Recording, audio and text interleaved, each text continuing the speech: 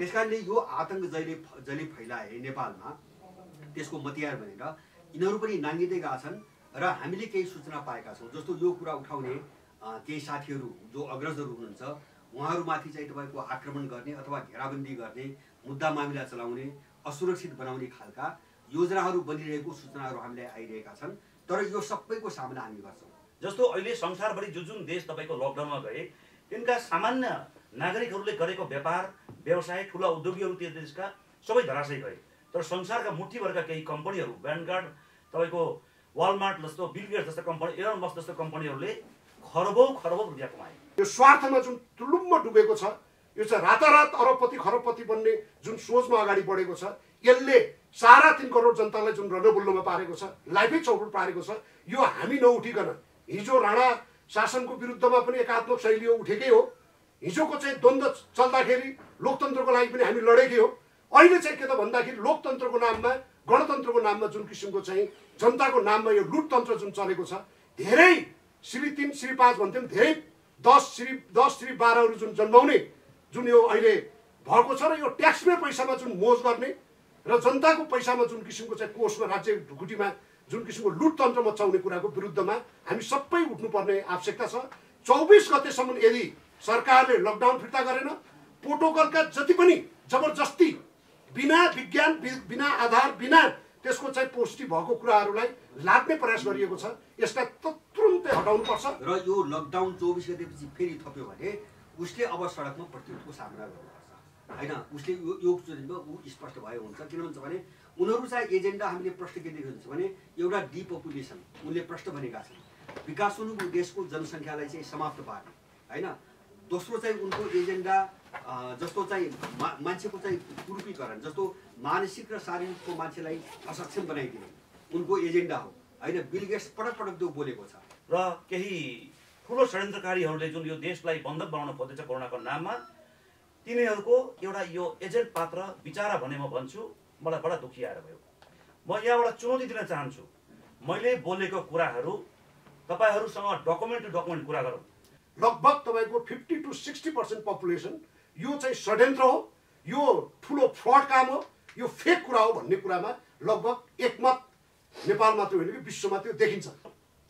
तिनीहरूले चाहिँ जस्तो मेडिकल काउन्सिल भयो, हामीले के सुन्नमा आएको छ भने डाक्टर भगवान कोइराला स्वयं त्यो बैठकमा बसेर ती अभियन्ताहरूलाई कारवाही गर्नुपर्छ, ती नेचुरोप्याथी एलोप्याथी जडीबुटीलाई कारवाही गर्नुपर्छ, लकडाउन लाउने सिफारिस गर्ने को डाक्टर भगवान कोइराला लगायतका अरू को छन्। PCR टेस्ट गर्नुपर्छ भन्ने एउटा वर्गले आन्दोलन गर्छ, त्यसलाई स्वयं प्रधानमन्त्री भेट्न जान्छ। त्यसैले हामी जस्ता अभियन्ताहरूको कुराहरूलाई यो लोकतन्त्रको सरकारमा त्यसलाई नसुन्ने तर स्वास्थ्यको प्रवक्ताले धम्कीपूर्ण भाषा प्रयोग गर्छ कि कानुन लगाएर थुन्नुपर्छ। यो एउटा माफियाले, गुण्डाले, टोले गुण्डा पनि नभनौँ, टोले गुण्डाले बोल्ने भाषा हो। यदि यो लोकतन्त्रको सरकार हो भने टोले गुण्डा पालन नभएर हामी जति पनि अभियन्ताहरू छौँ त्योसँग टेबल टक गरौँ, हामी साइन्टिफिक बेस्डमा हामी कुरा गर्छौँ तपाईँहरूसँग। नत्र पनि लोकतन्त्रको मूल एउटा चाहिँ उन्नत लोकतन्त्रमा एउटा शिक्षित र एउटा जाने बुझेको एउटा सचेत नागरिकले गरेको कर्तव्यलाई जुन पुरस्कार दिनुको साट हो। आफै अपराधमा चुल्लुममा डुबेका र आफ्नो पेसा व्यवसायको सारा मर्मलाई त्यागेर हिँडेका, चाहे प्रवक्ता भन्नुहोस् चाहे मेडिकल काउन्सिलको कुरा गर्नुहोस्, उहाँहरूले गरेको यो जुन किसिमको कुकर्म छ, कुकर्मलाई लुकाउनको लागि जुन किसिमको उहाँहरूले अहिले चाहिँ ताण्डव नृत्य गर्दै हुनुहुन्छ र भ्रमको डरको मात्रै, इन्फेक्सियस भएको मात्रै, अनि तपाईँको के भन्दाखेरि अरू कुराको चर्चै नगर्ने भनिसकेपछि यो जस्तो दुर्भाग्य के हुनसक्छ। त्यो मात्रै होइन, नेपालमा जति पनि मेडिकल सेटअपहरू हुन्छन्, अब प्रधानमन्त्रीले आदेश दियो भने पनि त्यो टेक्निकल टिम जो हाम्रो हेडेड बाई हाम्रो के अरे सम्मानित भनौँ न अहिलेसम्म भगवान कोइराला भनेको मैले पनि भगवानकै स्वरूप हेर्थेँ। तर अब यो सबै कुराहरू सुन्दाखेरि बडा दुःख लागेको छ। म खेद पनि प्रकट गर्न चाहन्छु, उहाँको नेतृत्वमा रहेको मेडिकल काउन्सिलले सिफारिस नगरिकन प्रधानमन्त्रीले आदेश दिए पनि त्यो चाहिँ त्यो इक्विपमेन्ट नेपाल आउँदैन भन्ने मैले सुनेको छु। तपाईँ मिडियाहरूले अलिकति छानबिन गर्नु होला। समाजको आवाज.com हामीले यो कोरोनालाई जुन खालको एउटा डरलाग्दो षड्यन्त्रको रूपमा, यो विश्व माफियाहरूको साम्राज्यवादीहरूको षड्यन्त्रको रूपमा उल्लेख गर्दै आएका थियौँ, त्यो अब पुष्टि हुँदै गएको छ। म एक दुईवटा उदाहरण जानकारी दिउँ। अहिले विश्व स्वास्थ्य सङ्गठनले भ्याक्सिन, कसैको पनि भ्याक्सिन चाहिँ प्रयोग गर्नुको निम्ति आफूले सिफारिस नगर्ने घोषणा गरेको छ अस्ति भर्खरै। अनि त्यसले भर्खरै के पनि भन्यो भन्छ भने मास्क लगाउन आवश्यक छैन भने अर्को कुरो त्यसले बाहिर ल्यायो। र तेस्रो चाहिँ उसले के गर्यो भन्छ भने कोरोना भाइरसलाई नयाँ भाइरस भनेर आफ्नो वेबसाइटमा जसरी चाहिँ सूचीकृत गरेको थियो त्यो वाक्य चाहिँ त्यहाँबाट हटाएको छ। यो तीनटा कुराले मात्रै पनि यो एउटा डिजाइन हो भन्ने प्रश्न पार्छ। उनीहरू पछाडि फर्किँदैछन्, विश्वभरि यसका विरुद्धमा ठुलो जनमत बन्दैछ। अब यो यसको चुरोमा के छ भन्ने कुरो अलिकति प्रश्न पार्न म तपाईँहरूलाई दुईवटा कुरा चाहिँ उल्लेख गर्न चाहन्छु। जस्तो युरोपियन युनियनको संसदको अध्यक्षले, युरोपियन संसदको अध्यक्षले यो न्यारेटिभको एउटा लडाइँको रूपमा विकास भएको छ भन्ने चाहिँ उनले बोलेका छन्। न्यारेटिभ भनेको एउटा शास्त्रको लडाइँ, विचारको लडाइँ, पद्धतिको सिस्टमको लडाइँको रूपमा अगाडि बढ्यो भनेर उनले भनेका छन्, यथार्थ कुरा भनेका छन्। किन उनको सिस्टम अरूमाथि लाद्ने एउटा चाहिँ हतियारको रूपमा यो चाहिँ हानिएको थियो। र दोस्रो कुरो अमेरिकाको सिनेटको एकजना सदस्यले अब यसलाई के भने त भन्छ भने क्ल्यास अफ सिभिलाइजेसन भने त्यो रूपमा अगाडि बढ्यो, यो सभ्यताको लडाइँको रूपमा चाहिँ यो जोडिएर गयो भनेर भर्खरै उनले एउटा चाहिँ लामो चाहिँ तपाईँको स्पिच दिएका छन्। र यद्यपि नाम चाहिँ उनीहरूले दुवैले चिनको लिएका छन्, तर अब त्यसभित्रको नेतार्थ के छ भन्छ भने यो पूर्व र पश्चिमका बिचको लडाइँ हो होइन। उनले चिनलाई रेफरेन्सको रूपमा लियो भने यो पूर्व र पश्चिमका बिचको लडाइँ हो, पश्चिमी सभ्यता र पूर्वीय सभ्यताका बिचको लडाइँ हो।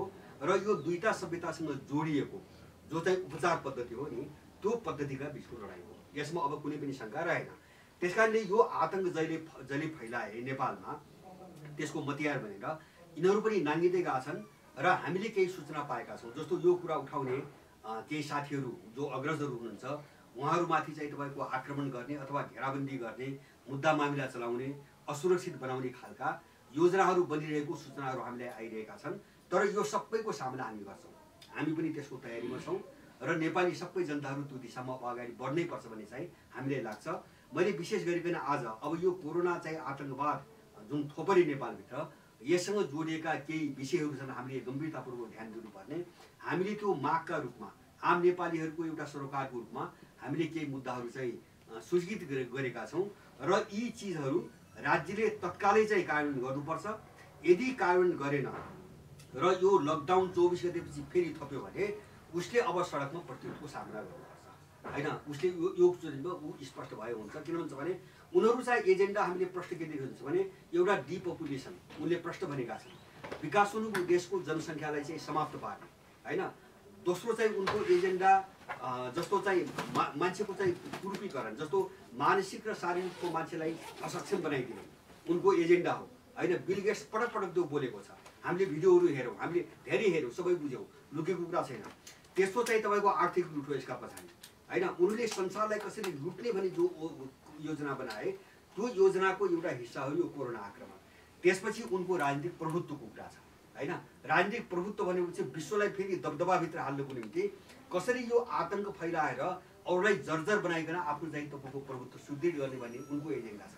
र पाँचौँ कुरो मैले अघि नै पनि भने सभ्यता र संस्कृति भनेको तपाईँको सामाजिक मूल्यहरू, सामाजिक सम्बन्धहरू, यो सबैलाई चाहिँ हाम्रो सबै चिजलाई छिन्न भिन्न बनाएर यो आतङ्कको परिवार छिन्न भिन्न बनाएर कसरी उनको अधीनतामा लैजाने, यिनी सबै एजेन्डाहरू अब लुकेका एजेन्डा छैनन्, उनले आफ्नै मुखबाट बोलिरहेका छन्। त्यस कारणले हामीले यो रोग एउटा रोगको भाइरस हो भने मात्रै बुझ्दैनौँ, यो उनको समग्र रणनीतिको भाइरस कडी, भाइरस एउटा निमित्त कडी मात्रै हो अहिले देखाउने। किन बाहिर त देखाउनु पऱ्यो कि जस्तो कहिले चाहिँ बजारको अर्थव्यवस्थाको कुरा देखाउँछन् उनीहरू, कहिले चाहिँ रोगको कुरा देखाउँछन्, कहिले चाहिँ तपाईँको कुनै राजनीतिक मुद्दा देखाउँछन्, कहिले चाहिँ मिलिटरी मुद्दा देखाउँछन्।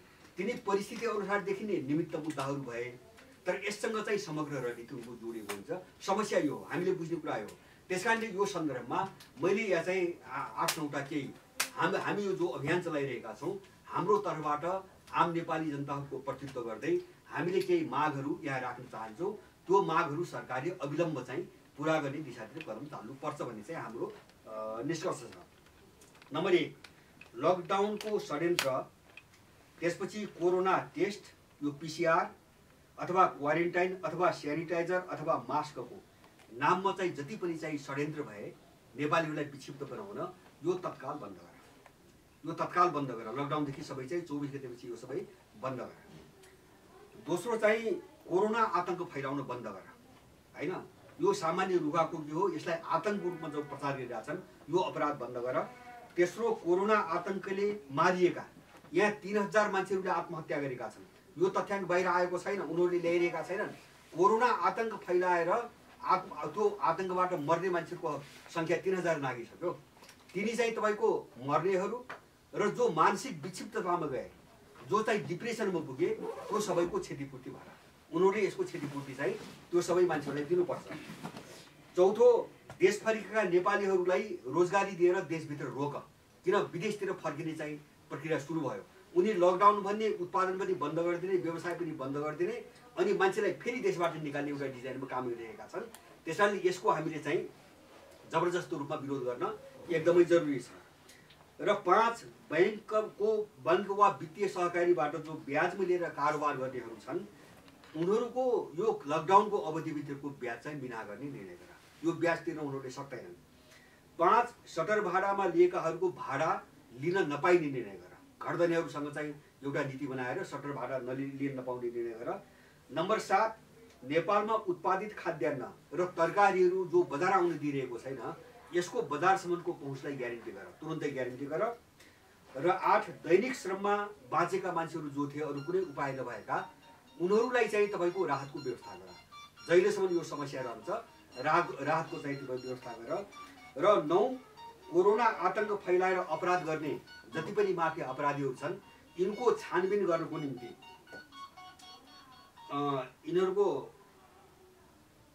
यिनीहरूको छानबिन गर्नको निम्ति र जसले अपराध गर्यो यिनलाई दण्डित गर्नको निम्ति नागरिक स्तरको आयोग चाहिँ तुरन्त बनाऊ, नागरिक स्तरको आयोग बनाऊ। अब यो 9वटा मुद्दामा हामी देशव्यापी रूपमा जानुपर्छ हैन। यो षड्यन्त्रको जसरी पनि प्रतिरोध गर्नुपर्छ, नत्र भने हामी कहाँ फस्छौँ त भन्छ भने हामीले अर्थतन्त्र पनि गुमाउँछौँ, हामीले मानवीय जनशक्ति पनि गुमाउँछौँ, हामीले आफूसँग भएको सबै रित्याउँछौँ र उनलाई बुझाउँछौँ, र हामी चाहिँ एकदम उनको नितान्त दास हैन, उनको निगाहमा बाँच्ने दासको रूपमा परिणत हुन्छौँ। उनको भूमण्डलीकृत रणनीति यही हो, सारमा यही हो। यसको प्रतिकार गर्नुपर्छ भन्ने अपिल गर्दै अब यो पक्षमा यहाँहरूले मिडियाका साथीहरूले पनि अलिकति व्यापक रूपमा प्रचार गरिदिनु अनुरोध गर्दै सबै नेपालीहरू यसमा आउनुपर्छ, अब डराउनु हुँदैन। अर्को यो जस्तो यो कोरोनाको यो षड्यन्त्र पछाडिको चाहिँ 10औं चाहिँ तपाईँको बुदामा हाम्रो कुरो के छ भन्छ भने, जस्तो दुनियाँलाई लुट्नुको निम्ति हरेक खालका विधिहरू अपनाइएका छन्। जस्तो नेपालमै तपाईँको सरकारी उडान, सरकारी जहाजहरू विदेश जाँदैन, चार्टरको नाममा गइरहेछ। अब यतातिर नेपालीहरूलाई फर्काउने भनेर यहाँ कोष उठाइरहेछ, त्यो कोष लुटिरहेछ। अब उनीहरूलाई चाहिँ व्यक्तिगत रूपमा चाहिँ तपाईँको टिकट काट्न बाध्य बनाइरहेछ। र त्यति मात्रै होइन कि उनीहरू यहाँ आइसकेपछि नियम के भन्छ भने, उहाँबाट नेपाल फर्कन मान्छेले यिनले तोकेको होटेलमा बस्ने कागज गरेपछि मात्रै त्यही उहाँबाट आउन दिने नियम छैन। र यहाँ ल्याउने काठमाडौँ ल्याएपछि सिधै चाहिँ तपाईँको तारे होटेलमा यिनीहरूलाई लैजाने, त्यसपछि चाहिँ रातको 5000 देखि लिएर चाहिँ 10000सम्म र बाहेक अतिरिक्त शुल्क गर्दाखेरि 14 दिनको हिसाब झनै 3 लाख आउँछ। 5 तारे होटेलमा 3 लाख आउँछ। र उनीहरूसँग भएको विदेशबाट ल्याएको जम्मै रित्याहरू उनलाई चाहिँ रित्तै घर पठाउने, यो लुटको एउटा चाहिँ मोडालिटी बनिरहेको छ। यो अपराध तुरन्त बन्द गर्नुपर्छ भन्ने हाम्रो कुरो छ। किन भन्छ भने यस्तो लुट अन्त पनि भइरहेछ। जस्तो अस्ट्रेलियामा चाहिँ तपाईँको बीबीसीको एउटा रिपोर्टमा आयो, एकजना महिला चाहिँ तपाईँको एउटा ट्रकमा लुकेर चाहिँ घर गएको मान्छेलाई बिना कारण त्यो चाहिँ तपाईँको घर गयो भनेर त्यहाँबाट समातेर ल्याएर चाहिँ 6 महिनाको चाहिँ जेलको सजाय सुनाएर चाहिँ जेलमा राखिएको छ। भनेपछि त मान्छेलाई लुट्नुको निम्ति हरेक हत्खण्ड अपनाइएका छन्। र यस्तो जघन्य अपराध कस्तो देखिन्छ भने, जस्तो यहाँ नेपालमा चाहिँ यहाँको सरकारले के गर्यो भन्छ भने, जस्तो तपाईँ इन्डियन पुलिसले गर्छ नि, उहाँबाट घर आउने मान्छेहरूलाई बाटोमा लुटेर रित्तै पठाइरहेछ नि, ठ्याक्कै त्यही मोडालिटी यहाँ लागू गरिरहेछ। क्वारेन्टाइनको नाममा होटेल तोक्ने, मूल्य उनले तोक्ने र उनको खल्तीमा भएको जति सम्भावित रकम हो सबै लुट्ने र उनलाई चाहिँ नानी घर पठाउने, त्यो योजनामा आइरहेछ। र 11औं कुरा चाहिँ हाम्रो जोड कहाँ छ भन्छ भने, जस्तो कोरोनाको बहानामा अब जस्तो यहाँका जस्तो साउनदेखि नेपालमा चाडबाडहरू सुरु भए हैन, संस्कार संस्कृतिहरू सुरु भए, यो सबैलाई ब्लक गर्ने एउटा डिजाइन देखिँदैछ। जस्तो पुलचोकमा चाहिँ रथयात्रामा, मत्स्यनाथको रथयात्रामा जुन आक्रमण भयो, त्यो चाहिँ तपाईँको कोरोनाको कारणले भएको छैन। त विदेशीहरूले यिनीहरूलाई चाहिँ अब यो सबै चिजमाथि आक्रमण गर्ने चाहिँ एउटा योजनामा अगाडि बढाइरहेछ। जस्तो हामीले योभन्दा पहिले बाबुराम प्रधानमन्त्री भएको बेला हामीले एउटा तस्बिर देख्यौँ, किन अब काठमाडौँमा जति पनि जात्राहरू हुन्थे त्यसमा सरकारले दिने जो सहयोग थियो नि, त्यो सबै बाबुरामको सरकारले कटौती गरेको थियो, सबै रोकेको थियो। त्यसपछि ठुलो प्रदर्शन भएपछि, विरोध भएपछि त्यो खोल्न बाध्य भए र उनको यो षड्यन्त्र अहिले पनि जारी छ। त्यसकारणले अब हाम्रा धर्म संस्कृति अब काठमाडौँ भनेको नेपालको धर्म संस्कृतिको परम्पराको मियो हो, केन्द्र नै काठमाडौँ हो। त्यस कारणले उनले काठमाडौँ हिट गर्न खोजिरहेका छन्। अन्त सबै असङ्गठित भएर गएको छ अन्तको, त काठमाडौँ सङ्गठित छ। त्यस कारणले यो सङ्गठनलाई, यो परम्परागत सङ्गठनलाई कसरी छिन्नभिन्न पार्ने भन्ने रणनीति उनको त्यहाँ केन्द्रित छ। यसको निन्दा गर्नुपर्छ र अब यस्ता खालका रोकावट जो पार्छ नि यसको विरुद्धमा चाहिँ सडकमा आउनुपर्छ भन्ने आग्रह गर्न चाहन्छु। धन्यवाद। जय गोरखनाथ। एउटा अनलाइन जस्तो देखिने समथिङ साउथ एसिया भन्ने के छ, त्यो खास org.com छ, त्यो अनलाइन पोर्टल पनि होइन। उनले मेरो एउटा अन्तर्वार्ता जुन अहिले ट्रेन्डिङमा छ त्यसको विषयमा खण्डन गरेको छ र त्यसमा खण्डनमा के लेखेको छ भने कि चिनी चाहिँ एकजना व्यक्तिले दिनमा 9 चम्चा खानुपर्छ। उनले त्यसका राम्रा पक्ष जति पनि मिडियामा आएको कोरोनाको विषयमा अथवा यसको षड्यन्त्रको विषयमा, यसको तथ्यको विषयमा केही पनि राम्रो कुरा नगरेर उहाँले नेगेटिभ कुराहरू प्रस्तुत गरेछ। र त्यो नेगेटिभ कुराहरू मैले भेरिफाई गर्दाखेरि के देखियो भने अत्यन्तै नियोजित तरिकाले, पराजित मानसिकताले ग्रस्त, कुण्ठित भावनाले ग्रस्त व्यक्तित्व र केही ठुलो षड्यन्त्रकारीहरूले जुन यो देशलाई बन्धक बनाउन खोजेछ कोरोनाको नाममा, तिनीहरूको एउटा यो एजेन्ट पात्र विचारा भने म भन्छु मलाई बडा दुखी आएर भयो। म यहाँबाट चुनौती दिन चाहन्छु, मैले बोलेको कुराहरू तपाईहरूसँग डकुमेन्ट टु डकुमेन्ट कुरा गरौँ। किन आम जनसमुदायमा एउटा कुरा म आह्वान गर्न के चाहन्छु भने कुनै पनि विषयमा रिसर्च हुँदाखेरि त्यसको एउटा आधार हुन्छन्, विश्वसनीय संस्था हुन्छन् अनि विज्ञहरू हुन्छन् र त्यो विज्ञ र त्यसै विज्ञहरूमध्ये विश्वसनीय संस्थाको रिपोर्टमध्ये कयौँ धेरै मेडिकल रिपोर्टहरूको विषयमा तपाईँको मुद्दा लागेर तिनीहरू जेल गएका पनि छन्।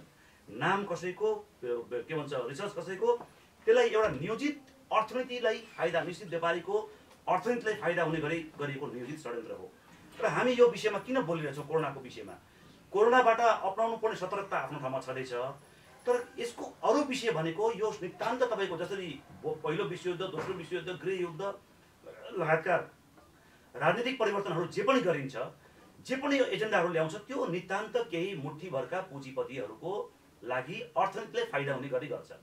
जस्तो अहिले संसारभरि जुन देश तपाईँको लकडाउनमा गए तिनका सामान्य नागरिकहरूले गरेको व्यापार व्यवसाय, ठुला उद्योगीहरू त्यो देशका सबै धराशयी गए। तर संसारका मुठीभरका केही कम्पनीहरू, भ्यानगार्ड, तपाईँको वालमार्ट जस्तो, बिल गेट्स जस्तो कम्पनी, एलन मस्क जस्तो कम्पनीहरूले खरबौँ खरबौँ रुपियाँ कमाए। अब यी तथ्यहरूको आधारित म एउटा कुरा गर्न चाहन्छु। एउटा रिपोर्ट छ तपाईँको genetics 2008 volume number 179 page number 727, यसको 10 पानाको पेज छ। यसमा तपाईँको स्पष्ट रूपले प्राकृतिक चिकित्सा जुन हाम्रो पहिलाको पद्धति थियो त्यो किन राम्रो हो र अहिले एलोपेथी मेडिसिन भन्दा पनि वेस्टर्न टेक्नोलोजीमा बनेको केही मुठीभर व्यापारीका फाइदाको लागि बनेको जुन मेडिसिन टेक्नोलोजी छ त्यो भनेको कसरी मान्छेको हत्या गर्छ, त्यसले कसरी मान्छेको मृत्युदर बढाउँछ भने त्यसलाई एडीआर भनेर उनीहरूले व्याख्या गरेछ, एडभर्स ड्रग रिएक्सन। भनेपछि जन हपकिन्स इन्स्टिट्युटको रिपोर्ट हेर्ने हो भने कुन कुन रोगले कति कति मृत्युदर भएको छ भन्दाखेरि तेस्रो नम्बरमा एडीआर आउँछ। अर्को एउटा जानकारी गरौँ, एकजना नोबेल लोरियट अल्बर्ट जेन्ट ग्योर्गीको एउटा आर्टिकल छन्, बडा एकदम महत्त्वपूर्ण आर्टिकल। यो मैले खास लक्षित कस्तो गरेको छु, अहिले हाम्रा देशका युवाहरूले सोसल साइटबाट विभिन्न अनुसन्धानहरू गरेर महत्त्वपूर्ण दस्तावेजहरू उजागर गर्दै वास्तवमा कोरोना एउटा स्क्याम हो भनेर जुन हजारजना डक्टर जर्मनीका कोरोना स्क्याम भनेका छन्, युरोपका विभिन्न तपाईँको पूर्व पदाधिकारीहरू, डक्टरहरू, अहिलेका विज्ञहरूले जुन तपाईँको कोरोना एउटा स्क्याम हो भनेर भनेका छन्, यो एउटा नितान्त केही व्यक्तिको फाइदाको लागि भनेका छन्, त्यसैमा आधारमा टेकेर हाम्रा नेपाली युवा दाजुभाइ दिदीबहिनीहरूले फेसबुकबाट पनि धेरै कुराहरू सार्वजनिक गरेका छन्। उहाँहरूलाई म धन्यवाद दिन्छु र यी विषयमा एक दुईवटा म रेफरेन्स दिन चाहन्छु। नोबेल लोरियट अल्बर्ट जेन्ट ग्योर्गीले एउटा आर्टिकल लेखेको छ, introduction to sub molecule of biology. त्यसमा क्यान्सर सेल हाम्रो बडीमा हुन्छ, अलरेडी बडीमा हुन्छ, त्यसलाई कसरी व्यापार बनाएको छ, कुन अवस्थामा बनाएको छ भने स्पष्ट लेखेको छ र कसरी हाम्रो आर्थिक शोषण गर्छ र त्यो पेसेन्ट कहिले पनि निको हुँदैन। दोस्रो कुरा, अर्को एकजना तपाईँको नोबेल लोरियटको नाम लिन्छु म, William J fourth, British medical journal volume number 1991 semicolon 303 कलम नम्बर 1565, त्यसको नाम छ, त्यो आर्टिकलको नाम हो predicting the unpredictable future of patient. यो एकदम महत्त्वपूर्ण आर्टिकल हो। हाम्रा मेडिकल फ्रेटर्निटीका मान्छे जसले एउटा तबका छन् जो WHO को एजेन्डालाई बोकिरहेछन् र लकडाउन लाउनुपर्छ भनेको छ, PCR टेस्ट गर्नुपर्छ भनेको छ, र हामी जस्ता अभियन्ता जो कि लकडाउनको नामले केही संस्था, केही व्यक्ति, केही व्यापारी, केही ब्युरोक्रेट्सले यसलाई लुटको अवसर बनाएका छन्। त्यसका विरुद्ध हामी लागेका छौँ। तिनीहरूले चाहिँ जस्तो मेडिकल काउन्सिल भयो, हामीले के सुन्नमा आएको छ भने डाक्टर भगवान कोइराला स्वयं त्यो बैठकमा बसेर यी अभियन्ताहरूलाई कारबाही गर्नुपर्छ, यी नेचुरोप्याथी, एलोप्याथी, जडीबुटीहरूलाई कारबाही गर्नुपर्छ, लकडाउन लाउने सिफारिस गर्ने को? डाक्टर भगवान कोइराला लगायत अरू को छन्? PCR टेस्ट गर्नुपर्छ भन्ने एउटा वर्गले आन्दोलन गर्छ, त्यसलाई स्वयं प्रधानमन्त्रीले भेट्न जान्छ। त्यसैले हामी जस्ता अभियन्ताहरूको कुराहरूलाई यो लोकतन्त्रको सरकारमा त्यसलाई नसुन्ने तर स्वास्थ्यको प्रवक्ताले धम्कीपूर्ण भाषा प्रयोग गर्छ कि कानुन लगाएर थुन्नुपर्छ। यो एउटा माफियाले, गुण्डाले, टोले गुण्डा पनि नभनौँ, टोले गुण्डाले बोल्ने भाषा हो। यदि यो लोकतन्त्रको सरकार हो भने टोले गुण्डा पालन नभएर हामी जति पनि अभियन्ताहरू छौँ त्योसँग टेबल टक गरौँ, हामी साइन्टिफिक बेस्डमा हामी कुरा गर्छौँ तपाईँहरूसँग। अर्को एउटा म तपाईँलाई भन्छु PCR टेस्टको बारे। द स्क्रिनिङ इन्डस्ट्री भन्ने तपाईँको ब्रिटिस मेडिकल जर्नलमा रिचार्ड स्मिथले एउटा आर्टिकल लेखेको छ कि यो एउटा बिगेस्ट मनी मेकिङ एउटा इन्डस्ट्री हो। यो संसारमा 700 भन्दा बढी टेस्टहरू छन्, त्यसलाई कसरी तपाईँको इन्डस्ट्री बनाएको छ त्यसमा सारा कुरा खोलेको छ। र नोबेल पुरस्कार पाएका क्यानाडियन प्रोफेसर एवं उनी डाक्टर पनि हुन्, उनका नाम हो वाइल्डर पेनफिल्ड। 1950 मा उहाँले एउटा किताब लेख्नु भएको थियो जसमा उहाँले नोबेल पुरस्कार पाएको थियो कि mind is in the brain. तर त्यही मान्छेले 1970 मा लेख्यो mind is not in the brain भनेर लेख्नुहुन्छ, माइन्ड ब्रेनमा छैन भनेपछि एलोप्याथी मेडिसिन अथवा वेस्टर्न टेक्नोलोजी जुन सिद्धान्त सुरुमा 30 वर्ष 40 वर्ष 50 वर्ष अगाडि दिए हरेक सेकेन्डमा चेन्ज भइरहेछ। र यो सरकार के कुरामा जिम्मेदार भएन भने रोग लागेर 10 जना मान्छे मरेको छ भने कोरोना लागेर मरेछ त्यो पनि आधिकारिक पुष्टि कतिको, त्यसको अडिट रिपोर्ट के, कुन बेसमा उनीहरूले कोरोना पुष्टि गरे, त्यसको अडिटको एउटा सिस्टम छ, त्यो के बेसमा अडिट गरे उनीहरूले। तर यो देशमा क्यान्सर लाग्ने, किडनी लागेर मर्ने, श्वास प्रश्वास समस्याले, डायबिटिक्सले, मुटुको रोगले, अन्य धेरै रोगले र त्यो रोगीहरूको जय जत्था जमिन सबै ज्यान जाँदा पनि त्यो समाजबाट त्यसको उन्मूलन हुन सकेन। सरकार त्यसमा ध्यान दिने, जाँड, रक्सी, गुटखा, बिडी, चुरोट खाँदाखेरि चाहिँ छुट छ, ती व्यापारलाई छुट छ, तर क्यान्सर लागेकालाई 1 लाख रुपियाँ अनुदान दिन्छ। यो छ सरकारको पोलिसी। तपाईँ हामीलाई कुखाद्य खुवाएर इम्युन सिस्टम कमजोर पार्ने सारा तपाईँको रासायनिक मलले उत्पादन भएका के भन्छ अन्नबाली फलफुलहरू, पेस्टिसाइड युज गरेका अन्नबाली फलफुलहरू र कुखाद्यहरू प्याकेटकालाई चाहिँ बढावा दिइरहेछ। ती व्यापारीसँग पैसा वसुलेर यिनीहरू बढावा दिइरहेछ, खुलेआम गरिरहेछ, त्यसलाई मतलब छैन। तर कोरोनाका नामले WHO को एजेन्डा अन्तर्गत हामीलाई घुँडा टेकाएर गरिब पारेर विश्व केही मुठीभरका व्यापारीको नियोजित षड्यन्त्र अन्तर्गत हाम्रो बडीमा चिप्स हालेर भोलि तपाईँले भ्याक्सिन लाउनु भएन भने, PCR टेस्ट गर्नु भएन भने, क्यान्सरको तपाईँको के भन्छ इन्सुरेन्सको तपाईँको सर्टिफिकेट लिनु भएन भने तपाईँ यात्रा गर्नु पाउनुहुन्न। यसका मैले योभन्दा पहिले पनि धेरै तथ्यहरू मैले उजागर गरिसकेको छु, अन्तर्राष्ट्रिय कुरामा उसमा चाहिँ सार्वजनिक भइसकेको छ।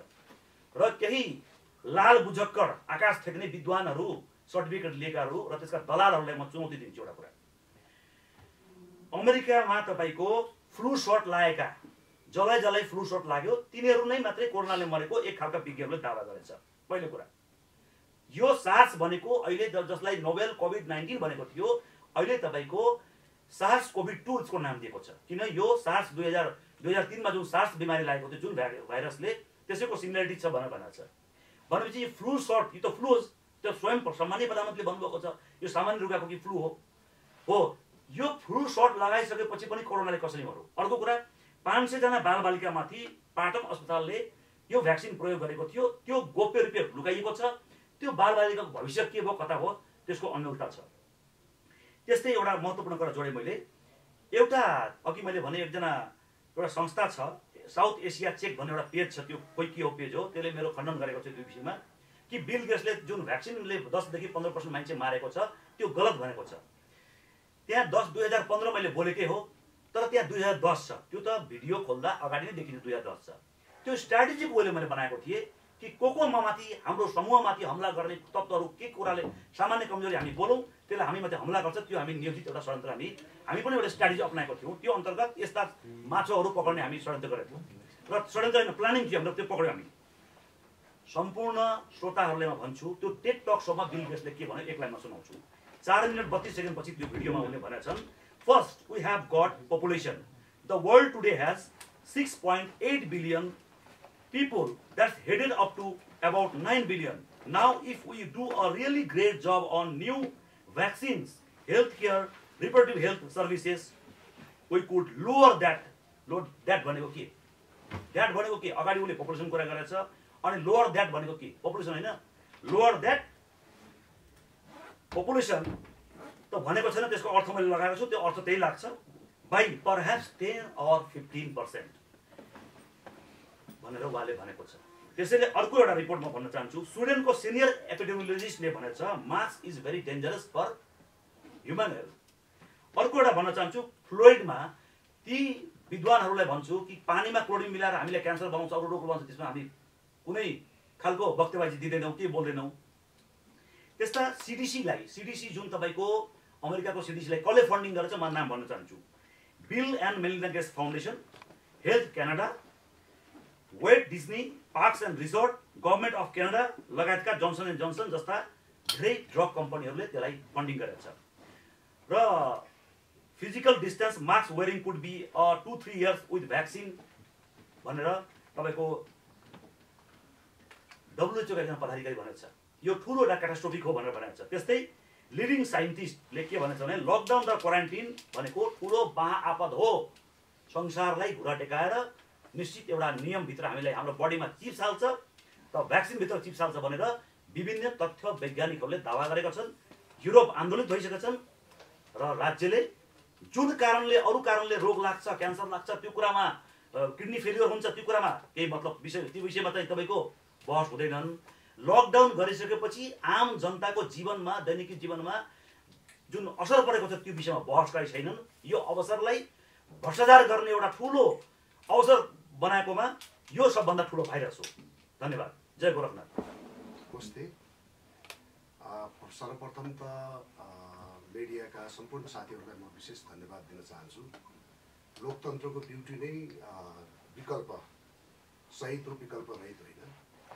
यो सञ्चार माध्यमको कुरा गर्दा मूलधार सञ्चार माध्यमले पस्केको कुरा नै सत्य तथ्य हो भन्ने कुरा अहिले आएर चाहिँ गलत प्रमाणित भएको छ।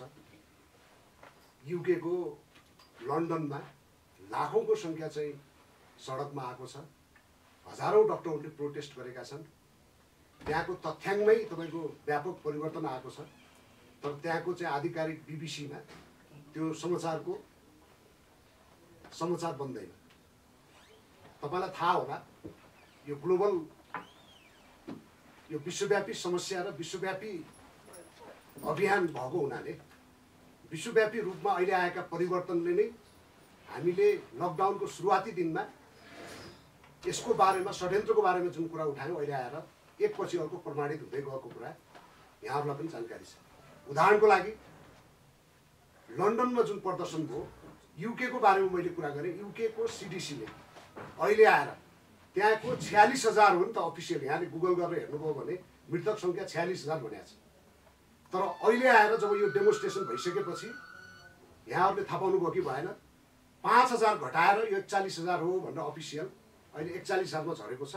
त्यसको प्रोटोकल पनि उहाँहरूले के बनाउनु भएको छ भने तपाईँको कोरोनाको सङ्क्रमण देखिएको 20 दिनसम्म भएकोलाई त्यसमा जोड्ने, 60 दिनसम्म अरू क्रोनिक डिजिजबाट अन्डर मेडिकेसन भएकाहरूलाई इन्क्लुड नगर्ने भन्ने अहिले लेटेस्ट हो है, तपाईँहरूलाई यो म जानकारीको लागि। अर्को के पनि भन्छु भने त्यहाँको प्रधानमन्त्रीलाई, यद्यपि बेलायतमा तपाईँले गएर हेर्नुभयो भने त्यहाँ जति पनि लकडाउन गरियो पेसा व्यवसायहरू बन्द भएका छन्। 70 देखि 80% प्रत्येक व्यवसायीलाई, प्रत्येक तपाईँको चाहिँ के अरे कारोबारीहरूलाई त्यो जति पनि के अरे लस भएको छ त्यो 70 to 80% गभर्मेन्टले बियर गर्छु भनिसकेको अवस्था छ। धेरै देशमा त्यो छ है जहाँ राज्य संरचना बलियो छ। त्यो मात्रै होइन, चामल बोरा घरसम्म पुऱ्याइदिएको पनि छ। हिजो लकडाउन गरेको अवस्थामा चाइनाको वुहान सिटीमा मात्रै लकडाउन हुँदा ओभरअल चाइनामा कहिले पनि लकडाउन भएको छैन। अहिले सामान्य जीवनमा चाइना फर्किसकेको यहाँहरूले सुन्नु भएको छ। अनि त्यहाँ चाहिँ के त भन्दा लकडाउन गर्दाखेरि प्रत्येक जनताले खान पाएनन् भन्नेसम्म सबभन्दा ठुलो फन्डामेन्टल कुरा त मान्छे बाँच्यो कि बाँचेन, खान पाए कि पाएन भन्ने कुरा हो। राज्यहरूले आफ्नो आफ्नो किसिमको गरेका छन्। बेलायतमा 70-80% दिँदा पनि अहिले आएको लेटेस्ट कुरा के हो भने प्रधानमन्त्रीलाई इम्पिचमेन्टसम्म गर्ने भन्ने लकडाउन जस्तो जघन्य अपराध गर्यो। फ्रिडम अफ के अरे लिभिङ चाहिँ बन्द गर्यो भनेर त्यसरी लागेको अवस्था छ। अब त्यही कुरा तपाईँको अमेरिकामा जानुभयो भने जहाँ इपी सेन्टर भन्छौँ हामीले, अहिलेको सिडिसीको लेटेस्ट रिपोर्टमा 6% मात्रै कोरोनामा जोड्न मिल्छ भन्ने खालको कुरा आइसकेको छ।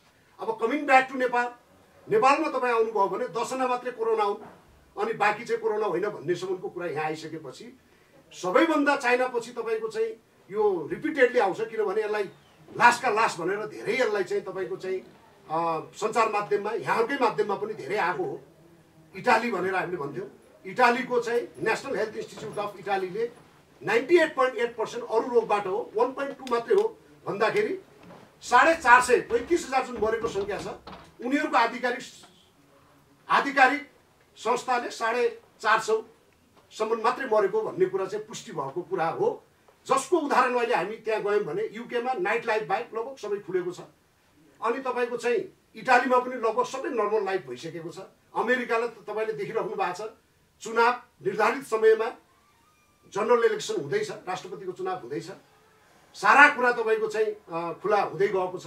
अनि हाम्रो कन्टेस्टमा हामी आउँदाखेरि के कुरा गरौँ भने, अनि यो बिचमा जर्मन, न्युजिल्यान्ड, आयरल्यान्ड, तपाईँको बेलारुस, विभिन्न देशहरूमा जुन प्रदर्शनहरू आएका छन्, फरक कुराहरूलाई जुन चाहिँ तपाईँको हामीले मूलधारका सञ्चार माध्यम भनेका थियौँ, मूलधारका सञ्चार माध्यमहरूले नभन्दा पनि संसारमा एउटा तरङ्ग लगभग तपाईँको 50 to 60% पपुलेसन यो चाहिँ षड्यन्त्र हो, यो ठुलो फ्रड काम हो, यो फेक कुरा हो भन्ने कुरामा लगभग एकमत नेपाल मात्रै होइन कि विश्वमा त्यो देखिन्छ।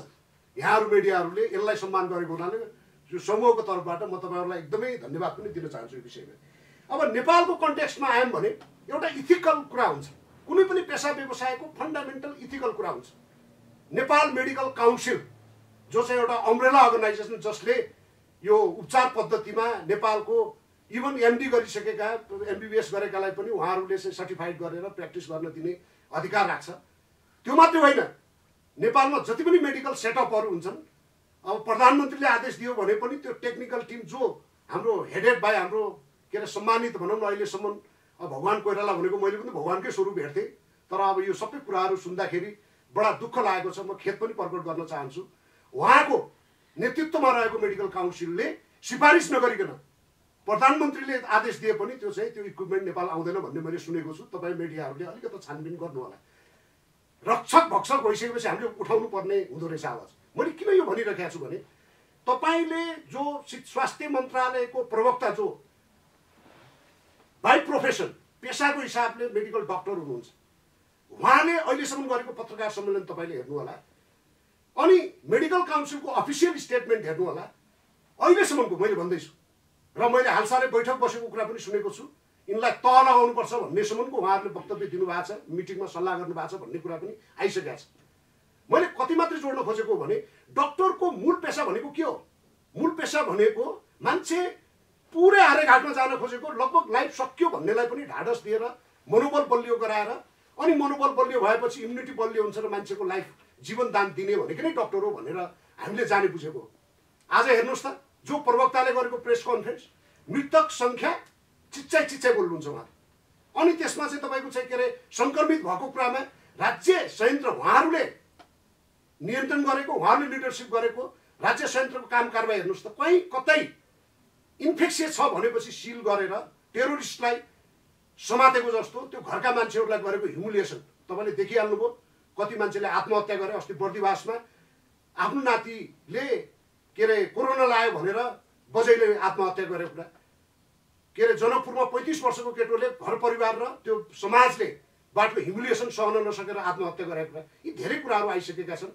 डक्टरहरूले त साँच्चीकै यसलाई कोरोनालाई हामीले यिनीहरूले भनेको जस्तै महामारी मानौँ, हामी त महाआतङ्क भन्छौँ, महामारी मानौँ, सुनासा त्यसले सखाबै पार्छ, 99% डेथ यसको चाहिँ के अरे फेटालिटी रेट छ मानौँ हामीले, माने पनि डक्टरले त कम्तीमा मनोबल बढियो गराउनलाई होइन है, तिम्रो विल पावर, तिम्रो चाहिँ मनोबल बलियो भएको खण्डमा बाँच्छौ भन्नुपर्ने हो नि त। हामीले बुझेको त्यो चिकित्सा शास्त्रको मूल धर्म त्यो होइन।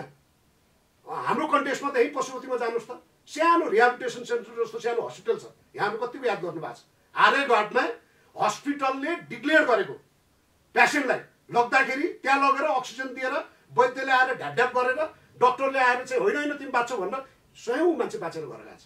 हेर्नुहोस् त हाम्रो संस्कार छ पनि हेर्नुहोस् है तपाईँले। डक्टरको यो युनिभर्सल कन्भिक्सनको कुरा गर्दैछु मैले। हाम्रा डक्टरहरूका चाहिँ जो नेतृत्व लिनेहरूले यस्तो खालको कम्तीमा हामीले बोलेर फरक कुरा, लोकतन्त्रमा यही ब्युटी हो नि त। विकल्पको बारेमा अथवा फरक कुरा के छ, 22वटा राष्ट्र जसले लकडाउनै मानेन के भयो त त्यहाँ भन्ने कुरा हामीले पस्किँदा संसारमा कोरोनाको फेटालिटी रेट यो छ, यो अरू पनि हामीसँग यस्ता खालका इन्फेक्सियस रोगहरू छन् भनिकन हामी मात्रै होइन, हाम्रो फेरि विज्ञको टिम पनि छ, मेडिकल क्षेत्रमा लागेका क्लिनिकल उसमा के अरे प्र्याक्टिस गर्नुहुने डाक्टर साहबहरू हुनुहुन्छ, सबै हामी बसेर एक किसिमको हामीले यो सुनिसकेपछि आँखा बन्द गरेर एउटा सचेत नागरिकको हिसाबले अन्धो भएर हिँड्न सकेनौँ। यो नसकेको हुनाले हामीले अधर्म गऱ्यौँ, पाप गऱ्यौँ भने एउटा कुरा हो।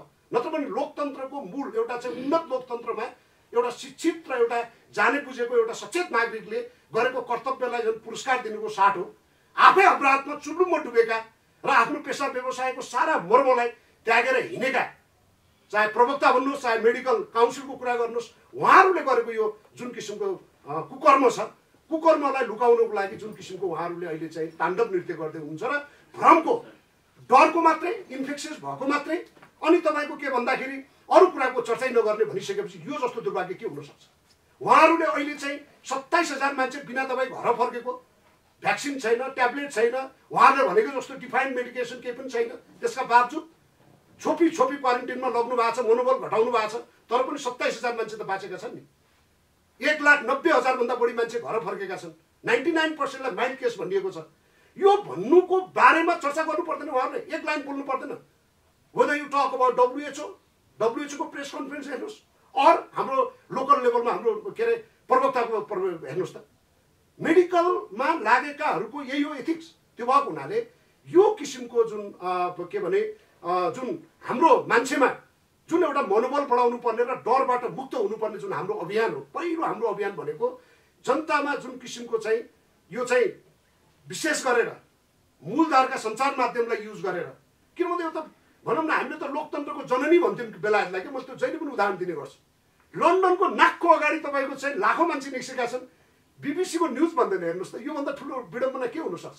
अनि हामीले हेर्ने दृष्टिकोण बीबीसीलाई के हो। आज 22,000 के अरे तपाईँको चाहिँ 27,000 मान्छे घर फर्केका छन् नेपालको कन्टेक्स्टमा। हाम्रो मूलधारका चिच्चाइ एकजना तपाईँको, म पेप्सीकोलाको एरियामा बस्छु, त्यो 3 जना मान्छे सन सिटीमा इन्फेक्सियस छ भन्दाखेरि आतङ्कवादीलाई घेरेको जस्तो सारा मिडियादेखि लिएर पुलिसहरूले सिल गर्नुभयो। त्यो 3 जना 4-5 दिनपछि खुरुक्क सन्चो भएर घर आउनुभयो, न्युज बनेन। न्युज बन्नु पर्दैन ल, ठिक छ, त्यो तपाईँको चाहिँ धेरै हाइलाइट र धेरै नभए पनि त्यो बोलिसकेकोले यो भएछ है भनेर खबर गर्नु पर्दैन। त्यो खबर गर्दाखेरिको सन्देश के हो। खबर गर्दाखेरिको सन्देश एउटा मनोबल, एउटा चाहिँ के अरे मान्छेको इम्युनिटीसँग जोडिएको कुरो होइन। कति मान्छे सन्तास भएर बसेका छन्, यो खेती कहिलेसम्म गर्ने। त्यो भएको हुनाले मैले जोड्न खोजेको कुरा के हो भने, जसरी अहिले 1,90,00,000 अथवा 99%लाई केही पनि नहुने भन्ने कुरा एकपछि अर्को तथ्यहरू जुन आइरहेका छन्, जसले हिजो in the name of hypothesis, in the name of तपाईँको एउटा अनुमानको आधारमा जुन किसिमको चाहिँ करोडौँ मान्छेलाई सखा पार्छ भनेकाहरूले, होइन, एकपछि अर्को गरेर सिडिसी लगायत धेरै देशका सिडिसीहरूले, नेसनल हेल्थ इन्स्टिच्युटहरूले तथ्याङ्कहरू बाहिर ल्याइरहेका छन्। नेपालकै कन्टेक्स्टमा पनि 10 जना मात्रै सङ्क्रमित हो भनिसकेपछि आम नेपालीहरू योसँग डराउनु पर्ने, आत्तिनु पर्ने केही छैन। हो, रुगाखोकी पनि त रोग हो नि त, हामीले एउटा तथ्याङ्क मान्नुपर्ने अवस्था छ नि। विश्वमा 6-7 लाख मान्छे रुगाखोकी फ्लूमा त मर्दा रहेछन् नि, त मर्छन् भन्दैमा नेपालको कन्टेक्स्टमा हामीले कसरी हेरेका थियौँ। योभन्दा अगाडि हाम्रो अवस्था के थियो त। हाम्रो सामान्य घरको जुन, जसलाई हामीले सबैभन्दा ठुलो अस्पताल भनेका छौँ, घरको घरेलु उपचारबाट हामीले चाहिँ सजिलै पार पाउने विषयलाई यत्रो खरबौँ खरबको तपाईँको अरबौँ खर्च गरेर खेती गरेर नेपालीहरूलाई चाहिँ घरभित्र थुन्ने जुन किसिमको चाहिँ अवस्था ल्याइयो, यसको चाहिँ हामीले विरोध गर्नुपर्छ, भण्डाफोर गर्नुपर्छ।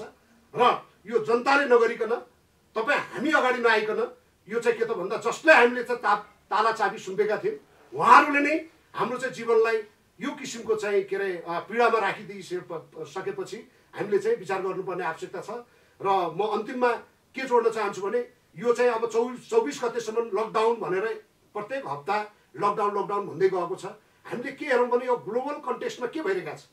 युरोपमा के अरे तपाईँको प्रदर्शनको समय भयो, अनि WHO भनेको विश्वव्यापी रूपमा उसले बोलेका कुराले विश्वलाई एउटा भनौँ न तपाईँको एडभाइस गर्ने अथवा विश्वलाई एउटा चाहिँ निर्देशन गर्ने भनेर यदि मान्ने हो भने युरोपका मान्छे सचेत छन्। युरोपमा तपाईँको चाहिँ प्रदर्शन भयो, अनि त्यहाँ चाहिँ भ्याक्सिनेसन पनि अप्सनल, गरे पनि हुने नगरे पनि हुने, अनि लकडाउन भनेको कुरा गर्नु कुनै आवश्यकता छैन भन्नुपर्ने। अनि हामी जस्तो थर्ड वर्ल्ड, त्यसमा पनि अझ यो सार्क रिजनको कुरा गर्ने हो भने त विश्वको जुन जनसङ्ख्या डेन्स पपुलेसन भएको ठाउँमा अनि मान्छेहरूलाई चाहिँ गिनी पिग र तपाईँको माउसको रूपमा यो चाहिँ के अरे भ्याक्सिनको चाहिँ फोर्स भ्याक्सिनेसनको जुन किसिमको चाहिँ ताण्डव अथवा भनौँ न षड्यन्त्र रचिएको छ, त्यसलाई हामीले बुझ्न जरुरी छ। र हिजोको पोलियोमा गरिएको चाहिँ बदमासीको बारेमा पनि हामीले बुझ्न जरुरी छ। यो सबै कुरालाई बुझेर कम्तीमा हाम्रो एउटा यसले यो टोटल तपाईँको चाहिँ स्क्यामले एउटा हामीलाई के भन्दाखेरि बल प्रदान गरेको छ भने हामीसँग जुन मौलिक रूपमा पूर्वीय दर्शन अनुसारको कुरा गर्ने हो भने त नेपाललाई जननी भनिन्छ। तपाईँले योगको कुरा गर्नुहोस्, आयुर्वेदिक चिकित्साको कुरा गर्नुहोस्, प्राकृतिक चिकित्साको कुरा गर्नुहोस्, नेपालको भौगोलिक अवस्थाको जुन चाहिँ के अरे डाइभर्सिटीको कुरा गर्नुहोस्, यो सबै हिसाबले जडीबुटी एउटा हाम्रो सबैभन्दा ठुलो एसेट हो भनेर हामीले चाहिँ एकदम हाम्रा नेताहरूले चाहिँ एकदम के अरे सगरमाथाको चुचुरोबाट चिच्चाए जस्तो चिचाउनुहुन्थ्यो। अहिले चिचाउनु पर्दैन, बोल्नु पर्दैन। संसारका सानोभन्दा सानो मडगस्कर भन्ने अफ्रिकन राष्ट्रले आफ्नो मौलिक उपचार ल्याए, अन्तर्राष्ट्रिय मिडियामा गएर बोलेको छ। भियतनामको बारेमा कुरा गर्दाखेरि अहिले मिडियामा कमेन्ट गर्दै हुनुहुन्छ, उहाँले मास्कको बारेमा भन्यो। त्यहाँको मौलिक उपचारको कारणले भियतनाममा तपाईँको चाहिँ अहिले यो कोरोनाको सन्तासबाट मुक्त भएको छ। हामीले भनेको थियो जहाँसम्म मास्कको कुरा छ, मास्कको कुरा एउटा साइन्स र एउटा फ्याक्ट र एउटा ऱ्यासनल भएर हामीले कुरा गर्नुपर्ने हो। यो त वैज्ञानिक तथ्यको आधारमा हामीले बोल्ने हो। मास्क हिजो हामीले पनि लगाउँदा एउटा फेसनको रूपमा तपाईँ जुन देशको कुरा गर्दै हुनुहुन्छ, भियतनामकै भन्नुहोस् अथवा साउथ कोरियाकै भन्नुहोस् अथवा चाहिँ जापानको चाइनाकै भन्नुहोस्, त्यो मास्क एउटा फेसन जस्तो पनि छ कि हिजो थियो। अहिलेको कुरा गर्नुहुन्छ, हिजो पनि अधिकांश मान्छेहरूले लगाउँथे, अहिले पनि कन्टिन्यू गरेका छन्। तर बुझ्दै जाँदा के हो त भन्दाखेरि त्यसमा त्यसलाई अहिलेको अभियानसँग जोड्नु हुँदैन। उहाँहरूले त्यो मास्कको कारणले सफल भएको भन्ने कुरा त्यो सत्य हो, त्यो त हिजो पनि लगाउनुहुन्थ्यो त उहाँहरूले। उहाँहरूको उपचारको कारणले उहाँको स्वास्थ्यको संस्थाहरूले रिपोर्ट दिएको अवस्था छ। भनिसकेपछि मैले के भन्न खोजेँ भने नेपालको कन्टेक्स्टमा यत्रो समृद्ध पूर्वीय दर्शनमा आधारित हाम्रो जुन जीवन पद्धति छ, हाम्रो खानपानको जुन के अरे अवस्था छ, अथवा जुन किचनलाई हामीले चाहिँ ठुलो अस्पतालको रूपमा हेरेका छन्, हाम्रा चेलीबेटीहरू हाम्रा चाहिँ आमाहरूले जुन किसिमको चाहिँ घरेलु उपचार, त्यो उपचार पनि अस्पताल भनेर भन्छौँ नि हामीले, उपचार भनेको एकरो रूपमा त्यो ट्याब्लेट, त्यो भ्याक्सिन, त्यो चाहिँ इन्जेक्सन सम्झिनु भएन। अनि हामीले त्यसरी चाहिँ एउटा विचार गरेर अहिले हामीले चाहिँ एउटा इन्टिग्रेटेड ट्रिटमेन्ट सिस्टममा हामी जानुपर्ने एउटा अवसर हुनसक्छ। तर अब यो सबै आँखामा पट्टी बाँधेको छ। लिडरसिपमा बस्नुहुने, गभर्नेन्समा त्यही प्रधानमन्त्री अस्ति पनि भन्दै हुनुहुन्थ्यो, होइन है यो WHO को गाइडलाइन कि हामी अनि सोभरेन कन्ट्री होइन, UN एजेन्सीले तपाईँलाई के अरे निर्देशन गर्न सक्ने हैसियत राख्छ। UN चार्टर पढ्नु पर्दैन। हामीले आफ्नो मौलिक र आफ्नो एउटा सोभरेन कन्ट्रीको चाहिँ हैसियत देखाउन सकिन्न। आज 45वटा देशले नमान्दा उनीहरूको स्वास्थ्य, उनीहरूको इकोनोमी सारा कुरा चल्ने, अनि हामी चाहिँ दास भएर जानुपर्ने भनिसकेपछि सम्पूर्ण नेपाली दाजुभाइ तथा दिदीबहिनीलाई म अनुरोध गर्न चाहन्छु, यो जुन राज्य संयन्त्र यो चाहिँ षड्यन्त्र र तपाईँको चाहिँ के अरे यो स्वार्थमा जुन तुलुम्म डुबेको छ, यो चाहिँ रातारात अरबपति खरबपति बन्ने जुन सोचमा अगाडि बढेको छ, यसले सारा 3 करोड जनतालाई जुन रड्डबुल्लोमा पारेको छ, लाइफै चौपट पारेको छ। यो हामी नउठिकन हिजो राणा शासनको विरुद्धमा पनि एकात्मक शैली उठेकै हो, हिजोको चाहिँ द्वन्द्व चल्दाखेरि लोकतन्त्रको लागि पनि हामी लडेकै हो। अहिले चाहिँ के त भन्दाखेरि लोकतन्त्रको नाममा, गणतन्त्रको नाममा जुन किसिमको चाहिँ जनताको नाममा यो लुटतन्त्र जुन चलेको छ, धेरै श्री 3 श्री 5 भन्थ्यौँ, धेरै 10 श्री 12हरू जुन जन्माउने जुन यो अहिले भएको छ, र यो ट्याक्समै पैसामा जुन मोज गर्ने र जनताको पैसामा जुन किसिमको चाहिँ कोषमा राज्य ढुकुटीमा जुन किसिमको लुटतन्त्र मचाउने कुराको विरुद्धमा हामी सबै उठ्नुपर्ने आवश्यकता छ। 24 गतेसम्म यदि सरकारले लकडाउन फिर्ता गरेन, प्रोटोकलका जति पनि जबरजस्ती बिना विज्ञान, बिना आधार, बिना त्यसको चाहिँ पुष्टि भएको कुराहरूलाई लाग्ने प्रयास गरिएको छ, यसलाई तुरुन्तै हटाउनुपर्छ।